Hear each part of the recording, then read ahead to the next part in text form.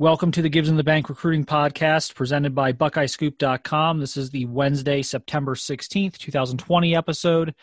We're going to do things a little bit differently today. We have Alex Gleitman joining myself and Bill Greene. We're going to do a recruiting Q&A. We took some questions on the message board at the beginning of the week. And there's certain ones that were in that thread that probably aren't great for the purposes of a podcast discussion. So we're going to maybe jump in there and answer those separately on Wednesday or Thursday. But in the meantime, we're going to kind of get to some of these that I think are going to be good for a kind of a roundtable discussion. So let's hop into it. First one is New Brutus. He asks, is the uncertainty and the lack of support from Big Ten leadership hurting Ohio State or the other Big Ten schools on the recruiting trail, especially in the battles with the other big boys of the sport? And I'm going to send that one to Alex to start. What do you think, Alex? Is this whole situation hurting the Big Ten on the recruiting trail right now? When this whole thing happened, I originally thought it would hurt Ohio State a little bit. It would hurt the Big Ten, both with current players potentially looking to transfer and, guys that had committed, maybe getting calls and things like that. But the more guys I talk to, the more I realize this is not impacting Ohio State, at least. I think people recognize that obviously Ohio State would love to play football. And they wanted to play this whole time, and they see what Ryan Day's doing, publicly behind the scenes and whatnot, fighting for his players. Obviously, the vote is out there that Ohio State voted yes. So I don't think anything's affecting Ohio State unless the Big Ten doesn't plan to have football in the fall of 2021 or 2022 or 2023. So, from what I hear, it really hasn't affected any other Big Ten programs. I cover Rutgers for another site. I haven't heard anything on that end. We'll see, I guess, what happens, especially if if the Big Ten comes back and some of these schools opt out. Like, does that potentially hurt them a little bit? I think it could to some extent, but I think Ohio State's going to be just fine. Bill, what do you think? Yeah, I agree with Alex 100%. And I don't think any school is being hurt right now.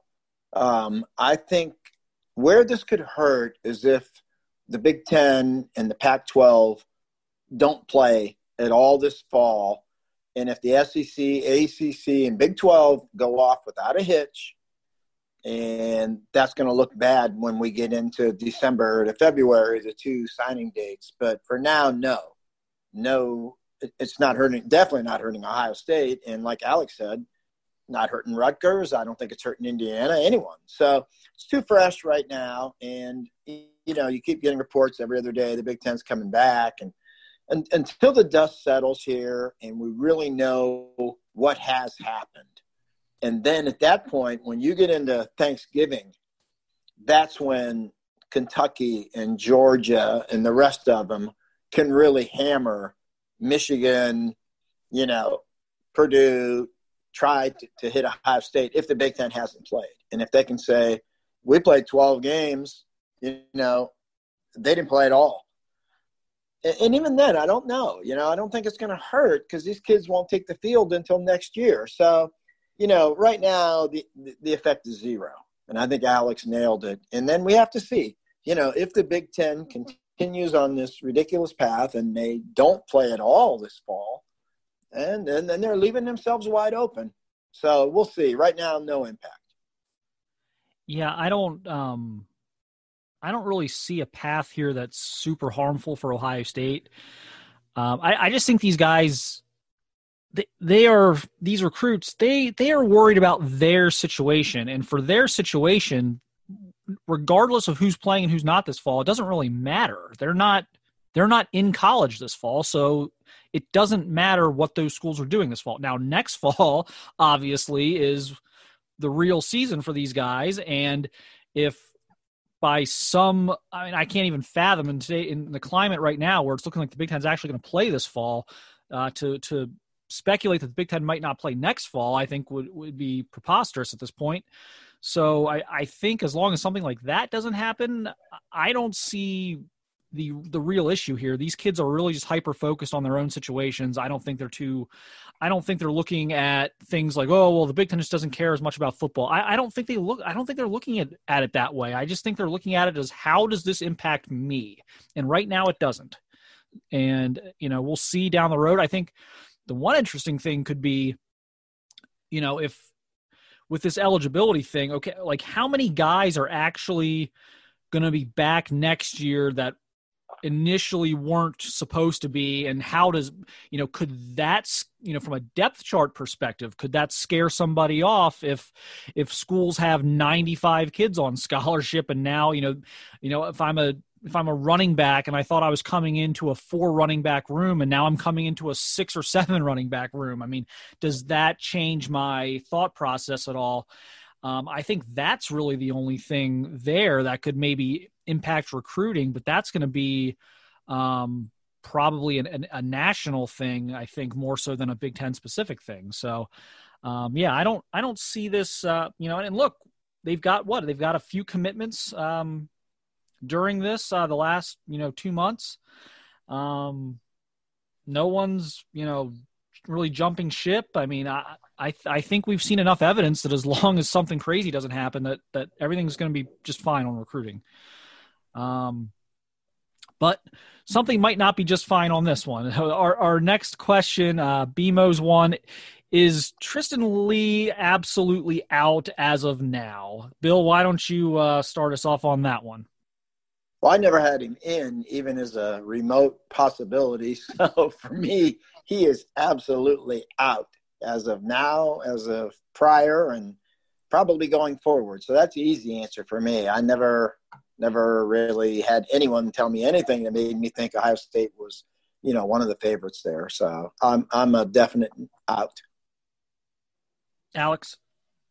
Yeah, I'm a definite out right now as well. I wrote about it in last week's ADEC, and for me, I know, Mark, you and I felt a little bit differently than Bill. I think when J.C. Latham went to Alabama, Ohio State started to turn up the heat with Tristan, and I think he saw an opportunity there to potentially come in and be a left tackle that Ohio State needed in this class, obviously a top class in the country.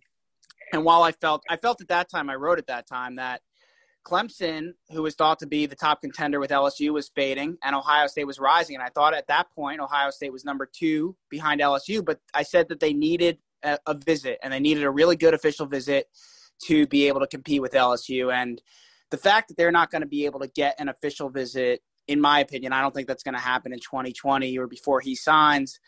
That to me was the kiss of death. And then, Oklahoma's been surging. I think LSU is still the team that's going to land Tristan Lee. He's making back-to-back weekend visits there on his own dime, and he can't even see the coaches. That tells you all you need to know. I think he's gone. Yeah, I think Ohio State's probably running third right now.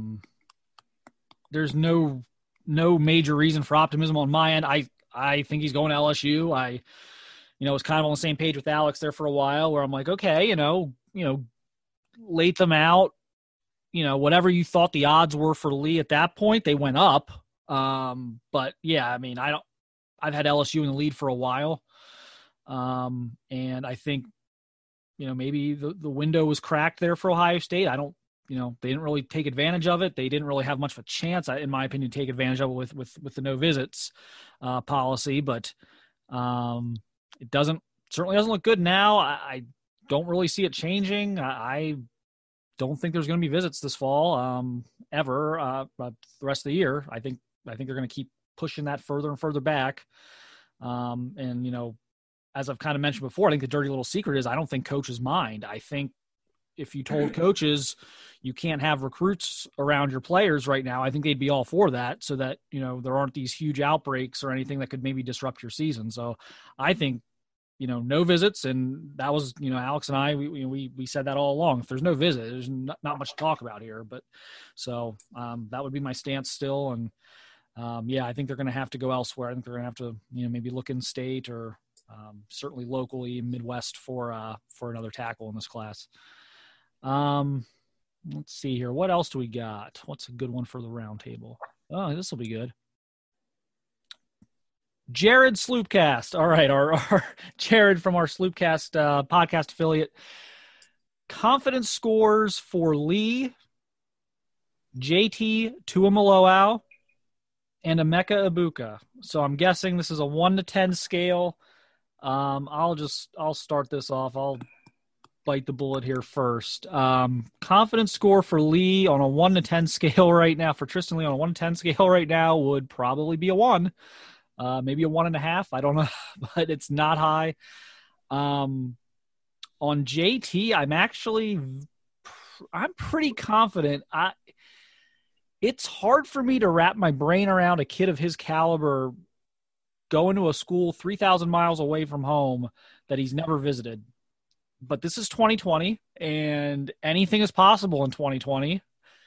And I'm at about a 7.5, maybe an 8 right now on that one. I think they're in pretty good shape right now.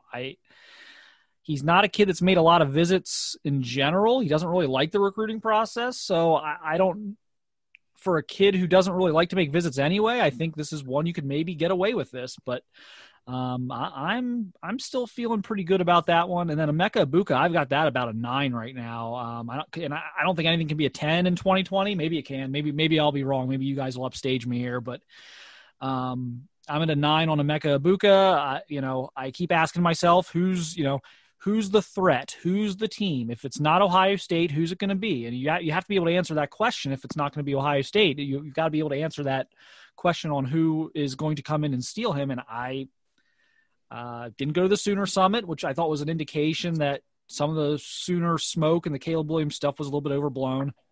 I don't think he's going to Washington. So I've got that at a 9. Alex, what do you think? Confidence scores on Tristan Lee, on JT, on Emeka?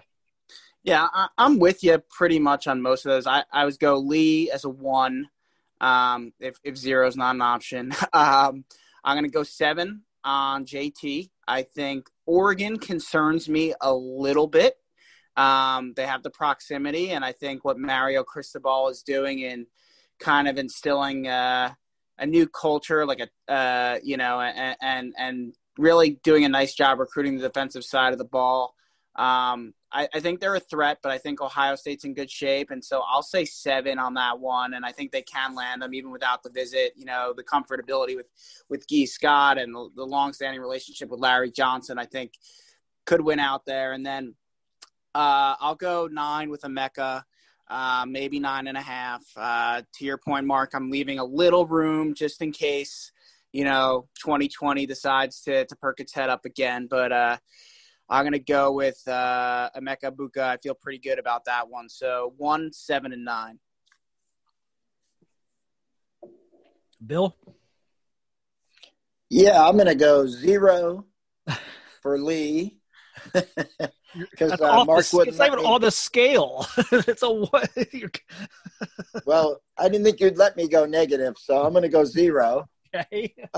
He's not coming to Ohio State, so. JT Tuimoloau, and I hate these numbers. I know, Mark, I'm like you, man. These percentages and these numbers. I know. I'm humoring you guys here. We like Jared, so I'm going to go like an 8 out of 10 for JT Tuimoloau, and I've got Ibuka at a 10. I think they're getting him. I think they've got him, and so that's where I'm at. To get out of the numbers, I said they're not getting Lee. They are getting Ibuka, and they're probably getting JT Tuimoloau, to put it in plain English. Now, here's an interesting one. What's the final number? This is MN Bucks. What's the final number of kids in this class? At one time, it was said it could be 24 to 25. And I'll get to the second part of his question next, but we'll answer part 1 here. Final number of kids in the class, Bill, what do you think? Still 24 to 25-ish? Boy, I don't know now. I'm kind of wondering. It's just too tough to say, because when you have the guys that are kind of on the fence, you start landing Taiwan Malone, pull Tristan Lee out of nowhere. Then it goes up. I mean, I think they've got some wiggle room there that, how far reaching do they want to go into the project line? So I don't know. I'm going to hold off on that and just kind of let things play out. I don't want to take a guess there. They've got room to go pretty high, but do they want to get into the project line at this point? And I don't know the answer to that. So I'm going to kind of plead the fifth on the number thing. Alex, 24-25 sound about right, or have things changed? No, I agree with Bill. It's funky. It's funky because of what you said before, Mark, where the extra year of eligibility could factor in a little bit. And, who do they allow to take that extra year of eligibility, and how does that affect the numbers and what they need and what the recruits think. But I think, you're probably looking at taking a couple more offensive linemen. You're probably looking at taking at least one more defensive lineman. I know they'd love to add a linebacker if his name's Rajon Davis. And you got to count Jesse Mirko in this class, who I think people forget about sometimes too. So I think with all those things considered, I think they could get to the 24-25 number. So I'll say for now I'm sticking with that. Maybe I'll go to 23-25, just to say a range there. Yeah, I'm gonna kind of repeat what you guys already said about the numbers in terms of, okay, are they going to get some guys back for next year? Because it's and who knows? I mean, it may be too little, too late. It may be too late for the NCAA to come in and say, "Oh, we were just kidding about that extra year of eligibility." Now that everyone's playing or whatever, I think they actually are going to have to stick with that. So does that create some situations where you get a few guys back for next year that maybe you weren't expecting? I think that's possible, but I would say I don't know. I think a lot of these veterans are going to, assuming they get their act together here in the next week and there's fall football, I think a lot of these upperclassmen and these veterans are going to want to either, take their crack at the NFL or kind of go on with their life. So I don't think it's going to be a huge swing in terms of the numbers. So if you're putting me on 24-25, I'll stay there because they're at 19 right now. It's going to be at least one more receiver. Let's just say Ibuka. That's 20. I think they're going to try and take two more offensive linemen. That's 22. And I think they're going to get two more defensive line. I think they're going to try and take two more defensive linemen. So that's 24. Yep. So I think they probably get there 24-25. I think probably lower end now. I think it's probably more likely 24 than 25. I think probably maybe one or two spots got slashed here, but even I don't see them losing anybody. I mean, even if they, let's just, for argument's sake, I know Bill's thrown Denzel Burke out there as one, like if he had kind of, not that anyone's wavering, but if anyone was, Denzel Burke, if let's say Denzel Burke decommitted, well, they would still want to replace Denzel with another corner in that scenario. They're still thin at corner long term. They would look to replace him. So I don't really see much here where if they lost a guy, they wouldn't try and replace him. And then I think they're going to add 4 or 5 more. Yeah, I think about 24 is going to be about the sweet spot here when the dust settles. And then the second part he had here was who fills out the remaining numbers. Well, I think I kind of gave my take on that. I kind of talked myself through that as well. You said Ibuka, 2 offensive linemen, and I'll say JT, and I don't know. Taiwan is so up in the air right now to me, but I think 2 defensive linemen, one along with JT. And I'll say an Ohio offensive lineman and maybe Zen Michalski at offensive line. And I've got Ibuka as the receiver. So, I'll go back to Alex here. If it's 4 or 5 guys left, I mean, what are you thinking here for a possible finish? Yeah, I mean, I think you said it. I think they're going to take Ibuka. I think they're going to take one in-state offensive lineman. I think they will flip someone else out of state on the offensive line. I think they'll end up with 4. I don't know if it's going to be Zen or they get someone else. I think they'll get JT. That's 4 already, and I don't know. I think Malone, on one hand, like if I had a gun to my head today, I'd say he's not in Ohio State's class. I think they're not in. I think they're in a fine position for him. I just think this is a kid who visits would have been really big, and I think the fact that he's been to Ohio State is a really good thing for the Buckeyes. But I think the fact that he can't get back may hurt them a little bit. He's been to some other, handful of schools that I think are in consideration. I think that one's tough. I'm going to try to get out and see him train in the next couple of weeks before my baby comes, and see if I can get some more dirt for you guys there. But I think they will get, if they don't get Ty, I think they're going to get a defensive end. I think they're going to find a way to get a defensive end. And then I think that pretty much wraps it up. I know they're trying. I know Al Washington's trying for Rajon Davis, and I think there's a very small chance and a window open, but I think no visits really hurts that one.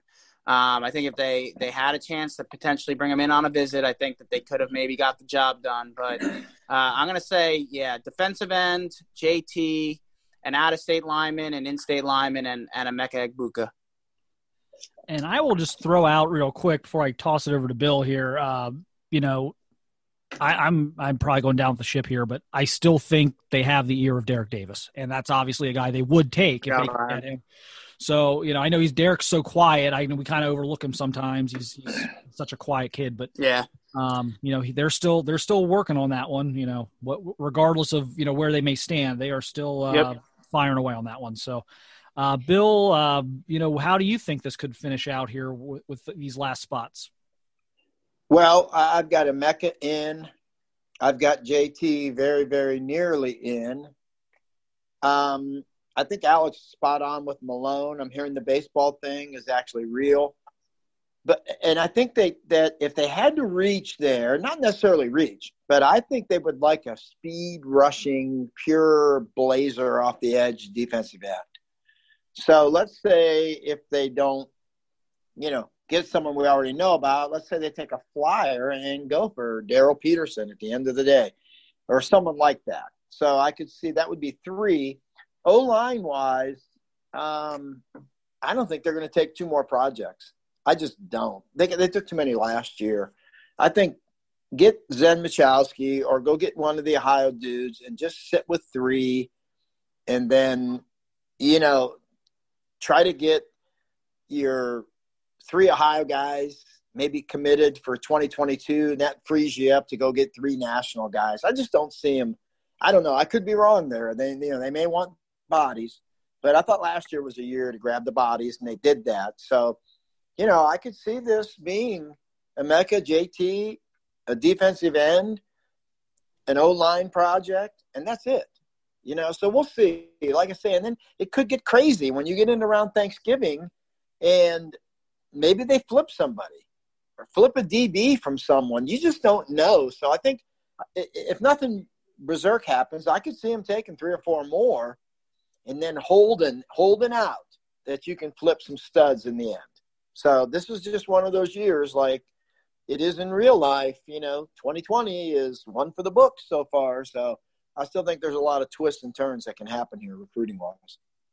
Yeah, I think we probably should be a little more respectful of the chaos that could still happen. I feel like we're not talking about it as much because there's no visits right now, and there may not be at all. So I feel like we're kind of not pretending, but we're almost like dismissing the idea that there could still be chaos because, well, if there's no visits, how are these kids going to flip and do this and that? I still think kids are going to flip late. I still, whether it's coaching changes that occur or these kids get antsy or something. I don't know, but I do think we're still going to have our fair share of flips down the stretch, even if it may not make sense from a common sense standpoint of not having visits and things like that. So that'll be interesting. I think this one's good. I'm sorry if I say your name wrong. It's Emmanuel Seabolt, 23. He's got an interesting one. I think this will be perfect for our kind of roundtable here. Whose recruitment was your most favorite to follow? I will throw it back to Bill here, unless you're not prepared for that. Are you prepared for, or do you have an answer for that? Oh man, that could be a whole show someday. I'm gonna, I think, the Ryan Shazier thing was so amazing because I had a front row seat in that one because of Brett Getz, but I'm gonna throw another one out just because a funny story happened that just kind of hit me the other day when I was reading that question. The Terrell Pryor thing was just so amazing because it went on for months and months and months, and then he didn't sign. And that was a different time in recruiting. I mean, there was no Twitter then, and it was still primitive in how we tried to get our information. And like I say, it was probably no secret that Michael Brewster was such a great source for both Nevada and I. And, we used him so much throughout the process. And he continually told us, Tress feels good about this. We're getting Terrell. And I talk to him all the time. And I know we're getting them. And, of course, Michael Brewster thought they were getting everybody.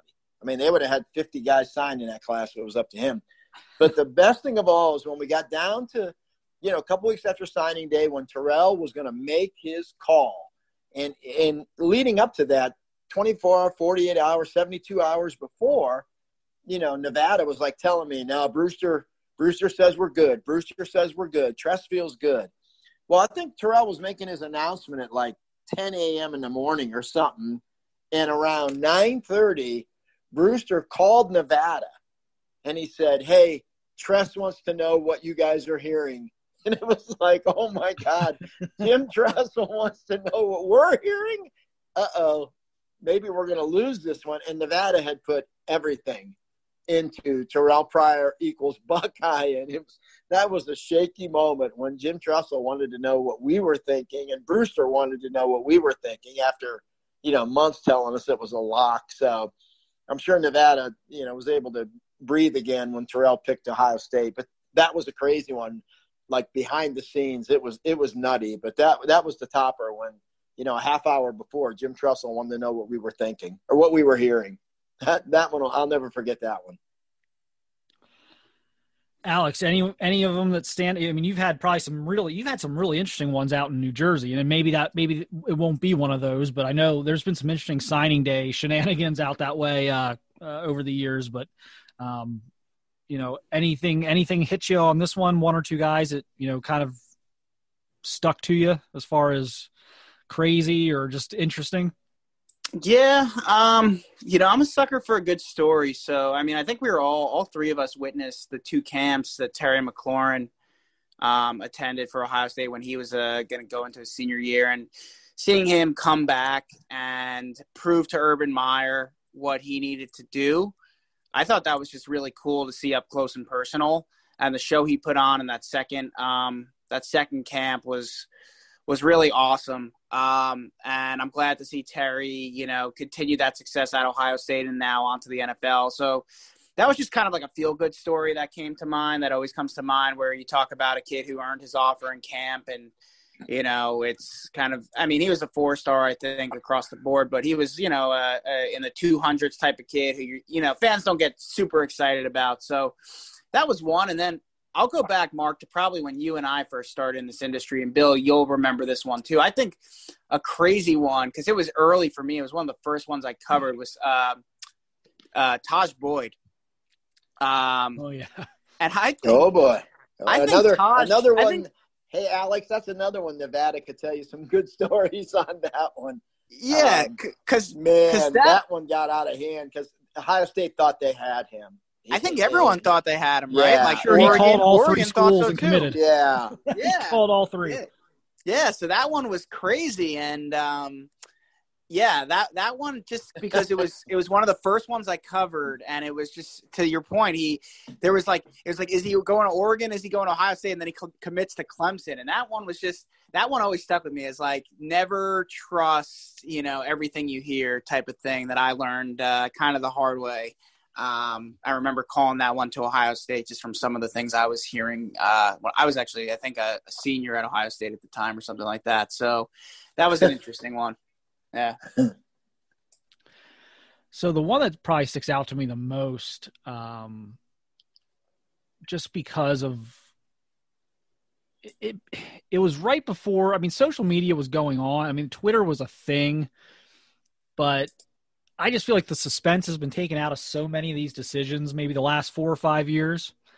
So, I would go back to the Von Bell recruitment, because that was right about when there was still suspense. There were still kids at that point where you didn't really know until they put the hat on.